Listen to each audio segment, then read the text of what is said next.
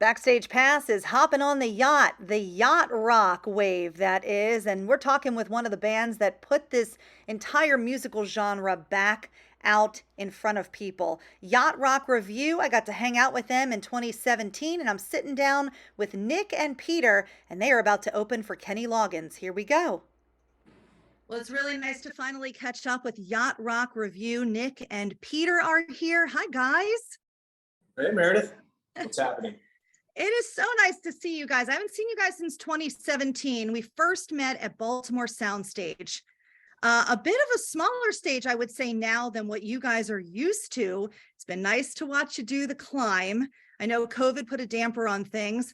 Tell me a little bit about how you're doing this climb, because it seems like you've really done a lot in the past couple of years. And I know COVID was a little tough. What have you guys been doing since COVID? I would call it more of a roller coaster than a climb, would be how I would describe it. Because it felt like we were heading in this direction, like playing bigger places and having bigger opportunities right when COVID hit. You know, we had just released our album and it felt like we had a lot of momentum. We released our album on February 20th of 2020, you know. So Yeah. we were kind of heading up, and then everybody leveled off, not just us. Yeah. But now we're, you know, it kind of finally feels like we're back where we were heading before. Yeah, coming out of COVID, it was, you know, we didn't know where we were going to pick up, because since we had just kind of started and had that momentum. So it's like, well, okay, we know where we left off. Do we get to start there, or are we starting over? Where does it go from here? Yeah. Hot Dads and Tight Jeans. Great album. Original stuff by you guys, but really keeping that yacht rock vibe. Was it fun creating that album? I mean, and kind of still trying to channel that smooth from the late 70s to early 80s? Yeah, making any album is fun for me. I love making albums. And the fact that our fans went with us, you know, on this journey of us trying to make our own music and seeing if they would accept it or not. And the fact that they have and embraced it the way that they have has been super special. Yeah, I can imagine. I mean, I first heard about you guys several years ago, and then it was crazy to hear that we had that connection where your wife and I went to high school together. But it's such a cool bandwagon to jump on, I would say, this yacht rock genre. And you guys were a part of that Paramount Plus documentary a little bit. They highlighted you guys a few times, sometimes when we touch. Take me back in time a little bit. How did you guys decide when you wanted to do a band that you wanted to go this route? I think that this decision was made for us. I mean, we were all in a bunch of different bands doing original stuff, different cover stuff. We were playing, our band YOU was playing every Thursday night at this basement club, and we were doing whatever we wanted every week, and we were trying to make it different and keep it interesting. And yacht rock was just one of the concepts that was, you know, in the barrel that we were pulling from. And there was just something about these songs that, like, the first 20 songs I think that we started with, there were these 20 tunes from the yacht rock genre that just connected with the audience instantly. And similar to the momentum that we have now, like, it was on a much smaller scale. You could feel the good vibes from the yacht rock music, and it was just like, this feels like the right thing to pursue. It became like the thing to do in Atlanta on Thursday night. It was like, we didn't even start until like 10:30, and just everyone just drinking with reckless abandon, wearing sunglasses at night and listening to soft rock played by us at low degrees of accuracy at that time, you know? Yeah. And that was like our 10,000 hours, you know. We put in all the work there, just thinking it would never be anything more than that, just like a fun, like, little niche Atlanta thing. And then it just kept getting bigger and bigger, and we followed it to where we are now. Wow. And who would have thought, you know, that you grew it to this level where you have Peter Beckett on stage with you? I can't remember. Has Robbie been on stage with you? Dupree? Oh yeah. Yep. John Oates. could you even like, how do you handle that? Like when that started happening and then you have the people that you are covering on stage with you. I mean, that first time or two, was that a whole different dynamic for your band, having them on stage with you? Yeah, I mean, it's amazing that they trusted us to, take a chance on sitting in. I think Peter Beckett was one of the first ones that came out, and it's so interesting. It's so magical when their voice comes through the monitors, and when you're playing this song you've played a bunch of times with everyone in the band, and then the voice from the radio comes through the microphone, and it's really cool. I mean, that's what we do it as often as we can, and yeah, it's a lot of fun. And they Plus, have fun it keeps doing us it. all on our best behavior when we do that too. Like no goofing off when Peter Beckett's on stage, or maybe now. Now we can goof off when Peter Beckett. Oh, come on, give Peter a little credit. Peter loves to goof off on stage. Well, when you first meet a guy though, and they're Yeah. one of your heroes of the genre, and then you don't want to. I mean, that was a big thing at first. People weren't sure if these guys weren't sure if we were taking the music seriously or if we were kind of poking fun at them. Yeah. Because at the time that the yacht rock genre started to get popular, there was a lot of irony involved, and there were a lot of people who were like winking at each other, like these songs are great, right? But that luckily for all of us has kind of fallen off. There's no more irony with yacht rock now. People embrace it for what it is. But when we were first meeting them, they weren't sure. They didn't know if we were going to be good, if we were going to pull a joke on them or whatever. So we were all in good behavior. Do you feel like you guys started kind of a movement of bringing this almost back to life and bringing awareness to it again? Certainly part of it. I don't know that anyone's put more energy into the yacht rock genre than we have. I mean, the guys that created all those webisodes years ago, they have, but they put a lot of work into those, and it coined the term yacht rock. But I think that the popularity of yacht rock itself kind of is on the same trajectory as our band has been all along. Mm-hmm. It's pretty amazing. It is pretty amazing. And then people always think that people always think the Sirius station is our station, and we have to be like, well, not exactly. Yeah. But I mean, if I'm being honest, I don't know that there would be a Sirius station today if it hadn't been us going out and doing the groundwork, touring the country, building up the groundswell of this music. So true. It's a little bit of a chicken and egg thing, but I'll take as much credit as anyone is willing to give me. We're giving you credit, Nick. We're giving it all to you. We are. When you look out in that audience and you see the people connecting and they're all in these, I mean, this is like a whole, when I was at Baltimore Soundstage, everybody in the audience, I'm looking everywhere, and they all had these on, and you sell these at your show. I mean, that must be such a fun thing to see, that this audience is so incredibly connected. And sometimes like globally known artists have a hard time connecting with audiences, because I've talked to some of these artists and sometimes they don't connect. It seems like Yacht Rock Revue connects heavily with their people. Can you talk a bit about that?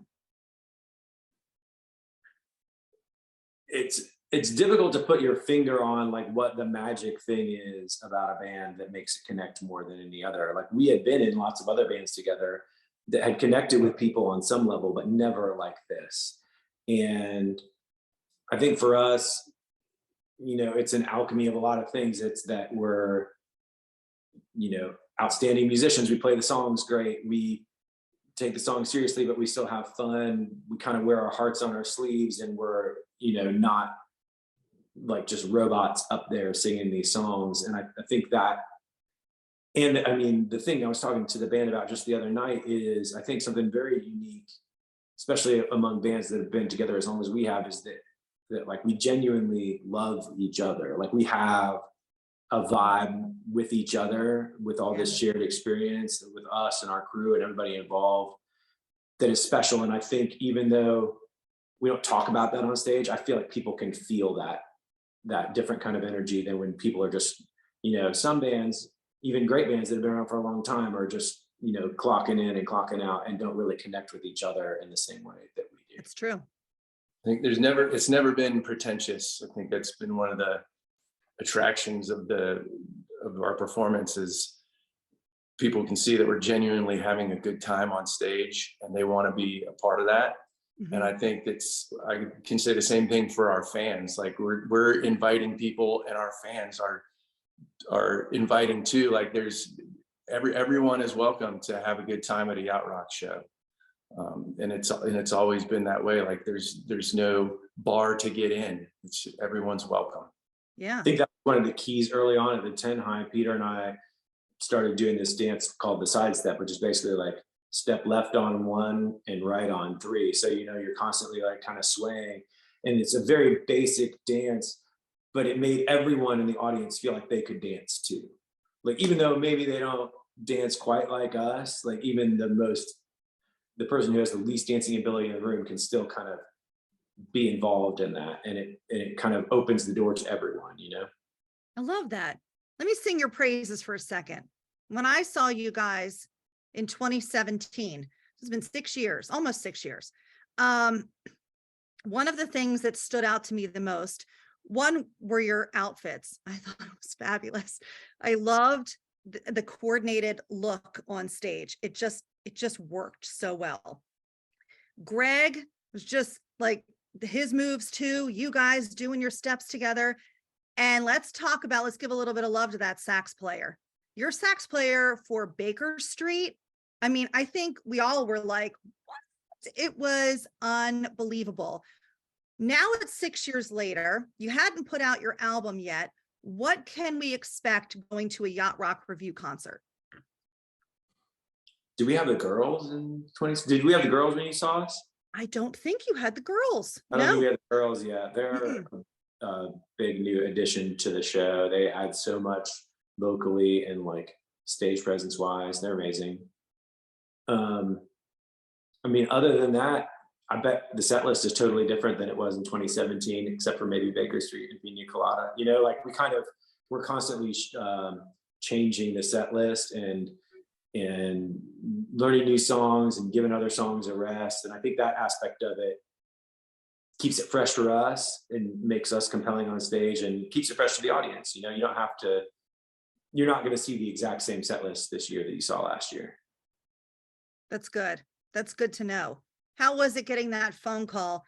Hey, do you guys want to open up for Kenny Loggins on his final tour? It was a lot of all caps on a text chain. I was over at my sister's house having dinner, and it was like 11 o'clock at night, and our agent texted us, and I was like, what is he doing texting me at like 11 on a Friday? He's like, you guys are opening for Kenny Loggins. And we all just like, the whole room just like flipped out. It was awesome. Oh my gosh, I can imagine. I spoke to Kenny's This summer, this is what you're going to see. Kenneth. Kenny. We love Kenny. I spoke to his agent, and they were thinking about a couple of people, but then ultimately it was like Yacht Rock Revue's name got thrown into the mix, and everybody was like, we got to have him. We have to have him. And I'm like, that is so cool. That is just really, really cool. And especially to be a part of his final tour. And I know a lot of people, I'm going to ask him about this too, because I've got him next, but a lot of people say, hey, this is my final tour. I really do think this might be it for him, because he really wants to spend time with his family, and he's put in his dues. So I guess that means when you're opening for him, you can't do a Kenny Loggins song in your set, right? Okay. Do you join him on stage, or are we keeping that hush hush, or like, does that not happen? What can we get any like dirt on that? That's top secret. Put in a good word for us. I will put in a good word for you. Yes. Unbelievable. Oh my goodness. Well, guys, what do you have planned next? Because I see on your tour schedule that not only are you touring with Kenny Loggins, but you're going to be in between those dates, hopping to different states, doing shows on your own. I mean, where does Yacht Rock Revue see itself going towards the end of 23 to next year and beyond? I think that part of the role that we've played in the trajectory of our career is like carrying the baton for the music a little bit. I mean, primarily for like the bands or artists you might call one-hit wonders that haven't performed live in all this time, like the reviving these songs in that sense, because we're touring the country performing them.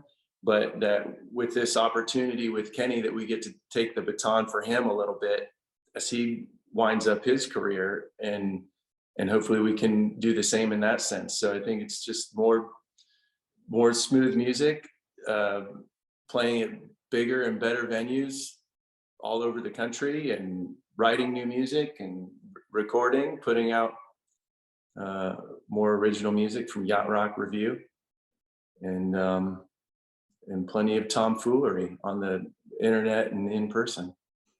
That's so fun. Yeah, Yeah, I we've might have to. got a new record that we're like halfway done with. Oh, Maybe. good. Yeah, that's good. And we have a record coming out this fall. It's a Christmas album that we backed up. John Hopkins from Zac Brown Band made a Christmas album, and so we backed him up on a whole record that's coming out this fall. So Amazing. yeah, Is that original holiday tunes or is that covers? It's covers. Oh yeah, and we're going to put out a live album too, which actually we haven't even told anybody about yet, but that's going to come out this summer. So lots of new music. Oh, good. New music, which I have to add to the Yacht Club. Let me ask you one more question. Okay. Actually, I've got two more questions for you. I find so my show is 3 hours long, right? And it's hard to compress every week all Yacht Rock songs, but I feel like Yacht Rock is now, and let me know if you agree, I feel like there's this umbrella, right? And you can push the umbrella just a little bit. So when you're talking about like these girls in your band, maybe they're covering some songs that people wouldn't have heard years ago because you needed a female voice in that band. But also on top of that, with these one-hit wonders that may not have been technically dubbed Yacht Rock, are you going to seek out maybe some of these guys to join you or bring more light to that, even though it might not necessarily fall directly in the middle of that umbrella, if you know what I mean? Yeah, for sure. We have a few things kind of working in that direction right now in terms of bands that are going to be, we're warming up for them or they're opening up for us, like getting a little wider with what we call yacht rock. There's a lot of bands that are making new music that's like modern yacht rock, and we're trying to kind of branch out into all of those worlds. And I think that's something you're going to see more of from us in the next year or two. I think that bands like us, particularly like the top level bands like us, are starting to get a little bit more respect in terms of sometimes getting on festival bills. We get to open up for Kenny Loggins, and like people are taking it a little more seriously than they did even 5 years ago. So I see that changing. Mad respect, guys. Final question I ask every single person that I interview, besides the Kenny Loggins phone call. Okay. What is your goosey moment where something's happened in your career and you get those goosebumps all up and down your arms and you're like, I can't believe this is happening. Oh my God, this is amazing. What's your goosey moment? For me, it's every time we play with Elliot Laree from Looking Glass, like the guy that sings Brandy, that wrote and sings Brandy. Yes. His voice is so unique, and he's just such a lovely human being. Like when he steps up and sings those first 5 words, it's just every time I get chills. Amazing. I love that. That's a good one. For me, it was when the moment that came to mind, there's so many, but the first one that came to mind was when we opened up for Flo Rida and Ludacris at the Final Four in Atlanta. And we had already performed, and I was standing backstage watching Ludacris with Christian Laettner. I was like, I can't believe that this is what's happening in my life right now. It was awesome. Wow. Good goosies, guys. Very good goosies. Man. Thank you so much for being on with me. I really, really appreciate it. I'm going to add some Yacht Rock Revue to the Yacht Club, and I will be backstage with you guys at Wolf Trap June 15th when you open for Kenny, and we will have some fun backstage shenanigans. Nice. Sounds great. Yeah. All right. Thank you guys. Let me